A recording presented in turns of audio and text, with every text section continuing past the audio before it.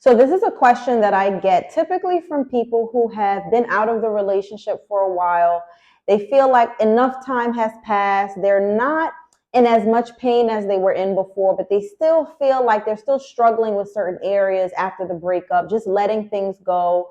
And they just want to know, like, am I healing? What does that even look like? And I love that question because if you've been with me for a while, you often hear me say there's a lot of terms that are trendy that are being used, but people sometimes don't really know what it means. So this whole world of healing from toxic relationships, healing from narcissistic relationships, the word healing can mean something different to different people, and it can look different depending on the person's perspective. So I really like this question. So in this video, I'm going to give you some signs of what healing actually looks like. If you're new to my channel, my name is Nailah Abdullah. I'm a mental health therapist turned toxic relationship coach. And on this channel, we talk everything overcoming toxic relationships, narcissistic relationships, rebuilding yourself, healing, and making sure that you position yourself where you're never in another toxic relationship again. And that is possible if you do the work. So that is what we talk about here.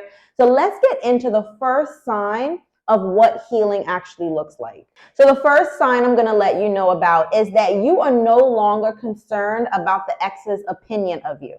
Now, let me just say this. If you are one of those feisty women like myself, you may say, I don't care what he thinks about me. But let me just say this. It is normal to be concerned about what someone thinks of you when you've spent so much time together, when you were in a relationship together. And I say so much time because typically people who were in toxic relationships, it's usually a long-term relationship. So it is a transition period in any breakup, whether it was toxic or just didn't work out. It is a transition to go from caring about their opinion of you to not caring. But that is one sign where you no longer care about their opinion. And let me say this, it's not something that happens overnight. And when you go through the healing process, right, and it's not just time, because time does not heal all wounds, it's what we do in that time. But when you go through the healing journey, when you go through the processing, you no longer are concerned about their opinion when we're talking about toxic relationships because you realize that their opinion of you is irrelevant, right? You have to look at the audience, right? You have to look at who am I concerned about, right? Are they living up to certain standards? Are they living correctly? Do they even have the right to judge me, right? That makes it a bit easier when you look at them for who they are, not the person that you love, not the person that you wanted to spend the rest of your life with, none of that. No, this is the person that behaved in a certain way. This is the person that treated me, and maybe you've seen them mistreat other people in a certain way. So this is not someone of a certain caliber that even has the right to judge you. So now you're in a space where you're like, I should not care what they think about me, right? That helps a little bit when you are looking at it from the perspective of, do they even have the right to have an opinion? But that is the first sign of realizing that you are healing, where you genuinely, not that you're pretending to be tough, no, you genuinely don't really care what they think about you. Now, let me say this too. This is so important for your healing because people who are toxic, narcissistic, they are are always manipulative. Let me not try to soften that up any. They are manipulative, right? So you caring about their opinion of you works in their favor, right? Because that's when they can, let me give you an example. For those of you who don't know me, I was in a toxic relationship. So besides me being a mental health therapist in the past and now a toxic relationship coach, I'm also a survivor of toxic family relationships and toxic and narcissistic romantic relationship. And one of the things I've realized in both types of relationships is that they will use the fact that you care about their opinion to manipulate you, right? So for example, when I was ending that relationship, one of the things that he would say is, oh, you must be going with another man, right? That is a manipulative tool. So if you've experienced that, please know that that is a manipulative tool, a tactic to get you to try to prove yourself that, no, I'm not going to another man. No, this is why I'm leaving, because you did this, you did that. And they reel you right back into trying to prove yourself. The empowerment is when you don't care. You're okay with them misunderstanding you. And to be honest, they're not misunderstanding you. They've sized you up. They understand everything that's going on. They're just using this strategy to try to reel you back in. But it is empowering when you genuinely get to the point where you are okay with them looking at you as the worst person on this earth. Now you've empowered yourself. Another sign that you're healing is that, and this is something that's not spoken about enough, is that you also don't care what their support system think about you. You don't care what their support system's opinion of you is. What's the support system? It could be their friends, their family members. And I find this so important to speak about. Like I said, I don't hear about this enough. But typically when people are in toxic or narcissistic relationships, it's long-term relationships. So there's a lot of entanglement, right? Intertwining of family, of friends. You may have considered some of his family, your family, and if you're a man, vice versa, right? And it's one thing to get over the ex, but then you have to get around, how do I now deal with the family? Because now they have maybe been around in your life for so many years. You don't want them to think ill of you. You don't want them to think that you're a bad person. You have to let that go. That is also a sign of healing. You want to get to a place where you feel so confident in who you are, so sure about your decision to detach and detox from this entire situation. And it's never just the person. You also have to detach and detox a lot of times from the circle, because they will use those people to get back to you. Even if they're not getting to you directly, they will use messaging, subliminal message. They will manipulate those friends and family, and they don't even know they're being manipulated. Right? So that is why, and I'm laughing because it's so crazy how talented they are at being manipulative. If they were only to use that for good in the world would be a better place, but that's not the case. But yes, that is a sign that you are healing, where you are no longer concerned about the support system opinion of you. Again, that is also a moment of empowerment for you, because you are at peace with who you are, the decision that you've made. You know you've made the right decision, and you're not desperate. That's the key too. You're not desperate for their support, for them to understand you. Now, let me say this. It's human nature to want them to understand, to want everyone to understand. But the reality is not everyone's going to understand. The reality is it's not their responsibility to understand, because this is your problem, right? No one's obligated to help you with your problem. There are some people who would genuinely be there and show up for you, but it's really no one's responsibility to, right? So that is a sign that you're healing, is that you're okay with people not showing up for you, not believing you. If you have to second guess, is this person for them or for me? Let it go. And it doesn't have to come from a place of anger. It doesn't have to come from a place of hate. It comes from a place of, I just want peace. And if I have to question who you're for, who you're believing, are you going to take something back?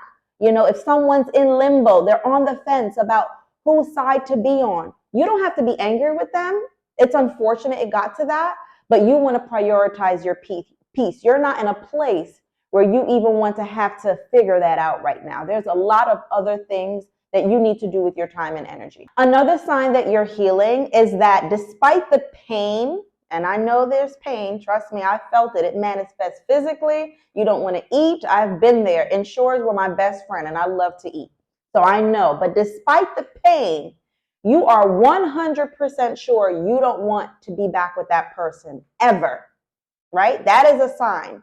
Now, there are times where, you know, people may flip-flop. I'm not sure. Maybe I can make it work. It may cross your mind. That means there's still some work to be done. But when you are 100% sure that you never want to be with that person again, that is a sign that you're healing. And let me emphasize this, as I just did in the previous point. It's not coming from a place of anger. It's not coming from a place of hate, right? I emphasize that because what happens is people believe that when I'm angry and I hate them, right? And I have these guards up and I'm setting up boundaries. Sometimes people mistaken boundaries with anger barriers, right? When you're still full of all that anger, and that's normal, let me say that, it's normal to be angry because you've been through a lot, but part of the healing journey is working through that, where you can set boundaries and be at peace, where you can say, I never want to ever be in a relationship with that person again, but feel that from a place of peace and not, I hate them, I'm angry, right? Again, that's a normal place to be. But as we're healing, right, because we're talking about what does healing look like, we can say, I don't ever want that person in my life, in my space, ever.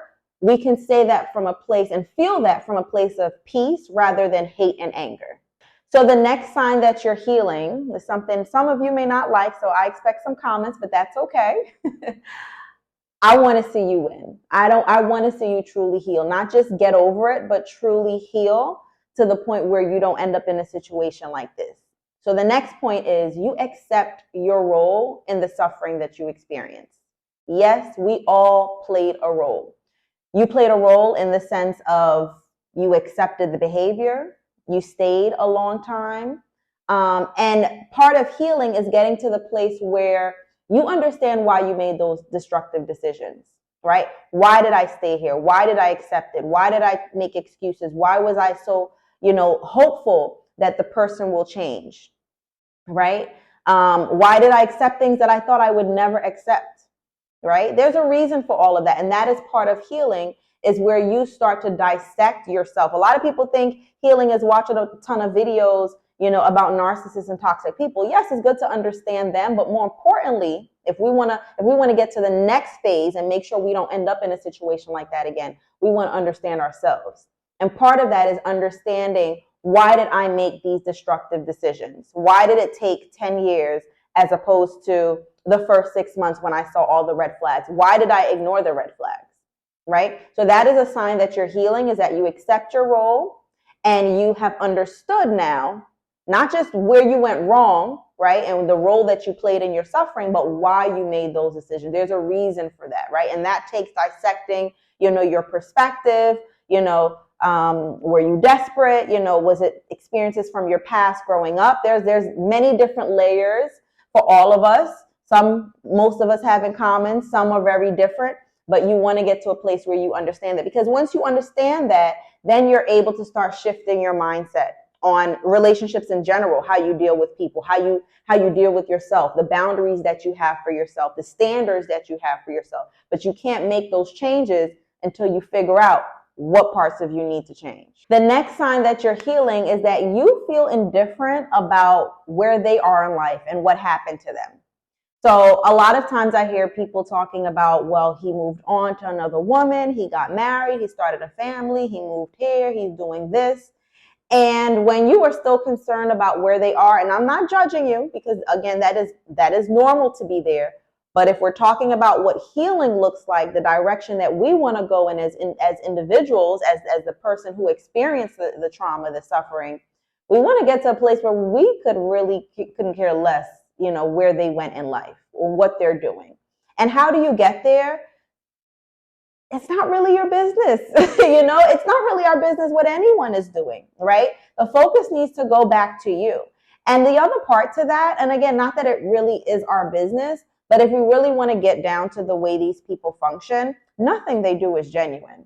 Just like the connection they had with you was not genuine. They can't have genuine connections with anyone, because they're all about manipulating and controlling and an image, right? So it's all a charade for them. It's all a show. It's all a production. So when they do move on to someone else quickly, or get married or have children or whatever it is, it's all a show. It's all a show. It's not genuine. And I think what happens is, people perceive that as, well, it must have been something wrong with me if he was able to go off and have this wonderful life with this other woman. And that's exactly what they want you to think. So one, it's probably not real. More than 99.9%, it's not real. But second, it's not really even your business.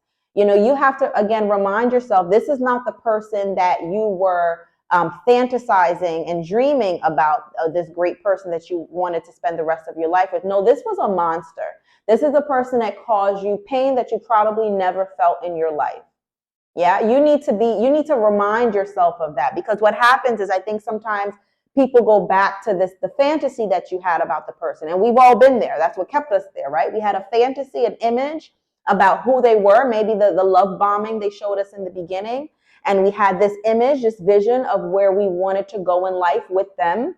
right? And we sometimes forget the monster that they really are, right? If you're even watching this video because you saw that I'm a toxic relationship coach, that means you've been through some stuff, right? You've been through some pain. So you need to remind yourself of that. Like, I shouldn't even be concerned about what a monster is doing as long as they're staying far away from me, right? And I pray for the next person that becomes their victim, right? That's the only thing you want to be concerned about. But that is another sign of healing, is that you feel indifferent. You're not wishing ill on them and you're not wishing good for them. It really doesn't matter to you what's going on. You have no care about where they are in life.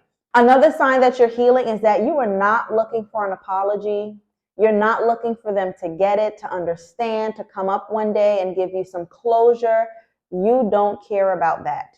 And I think this is a major problem for a lot of people in any type of relationship, but I know we're here talking about toxic romantic relationships, is that you want to see some type of acknowledgement about their behavior and how it affected you and how, they could have done things different to make the relationship work. But a sign of healing is that you gave yourself your own closure. You accepted that a monster crossed your path. You got swept in, maybe once, maybe twice, maybe several times, but you understand that it is best for you to detach and detox from that monster. And you don't need their words, because you realize their words, whether it be an apology or whatever it is, there's nothing genuine about these people, right? Even if they came to you with an apology or anything, there's usually an underlying motive there, and you don't want any of it. You don't want any of it. Another way you can tell that you're healing is that you have no problem setting and maintaining, not just setting the boundaries, but also maintaining the boundaries without any guilt. Now, a lot of times when these types of relationships end, typically the toxic or narcissistic partner tries to come back in some way, somehow, whether it be the next week, next month, next year, maybe even 5 years. I've heard it all. From my own experience, as well as from working with other women. So don't think because so many years have passed that they won't try again. They just might, especially in the era that we live in now with all the social media. They can find you, find your pictures and be like, ding, ding, ding, let me see what's going on over here. Let me see if I can sneak my way back in here, right? So even if the relationship ends, there may be an attempt to come back in. But you know that you are healing or have gotten to a place of being pretty healed when you have no problem setting and maintaining boundaries without having any guilt. You don't feel bad. You're not questioning, should I try it? You're in limbo. You are at complete peace with knowing this person is not for me. This is what I used to say. Even if the person changed, which I know they can't, when you know the person is actually narcissistic, you know they can't change, because personality disorders cannot change. In very rare cases, they may be able to manage certain behaviors, but it's rooted deeply in them. It's like taking a baby snake or any snake or alligator or any aggressive animal and expecting that it can change. It's rooted in their nature, right? So saying all of that to say, I used to say, even if they happen to change, it doesn't matter to me. I'll thank God that God was able, because God is, he's able to do all things, but it's not my business whether they change, they didn't change, they changed a little bit. It's not my business. And I'm able to set boundaries. I'm able to maintain those boundaries without any guilt and also without any anger. Again, this getting to a place of feeling healed is being able to do all these things without doing it from a place of anger and hate and bitterness. And there's nothing wrong with feeling angry, because you were wronged on many levels in these types of relationships, but you want to get to a place where you're able to set those boundaries, maintain those boundaries without it coming from a place of anger and hate, and just peace, just peacefulness. And I just want my peace, and this is what I need to do to maintain my peace. Thank you so much for joining me on this video. I hope it was helpful for you. If it was, give it a thumbs up. If you're new here, subscribe, join the family. There's new videos coming out generally every week. Sometimes I hop on live if you have any questions. And if you know someone that is going through a situation like this, don't hesitate to share it with them. I believe people can really use this information. A lot of times when I speak to new people and they say, hey, what do you do? When I tell them, they're like, oh, a lot of people need that. And, on one hand, I'm like, all right, good. So I'm serving, a need here. But it's also sad that so many people are struggling. And that is the reason that I went into this. Being in the mental health profession, you deal with people with all different types of issues. But one of the common trends that causes a lot of stress and trauma for people are relationship problems. So I'm sure you may know someone that can benefit from this, so don't hesitate to share it. And if you or them need any further support, go ahead and click the links in the description box below. All right, thanks again for watching, and I'll see you in the next one.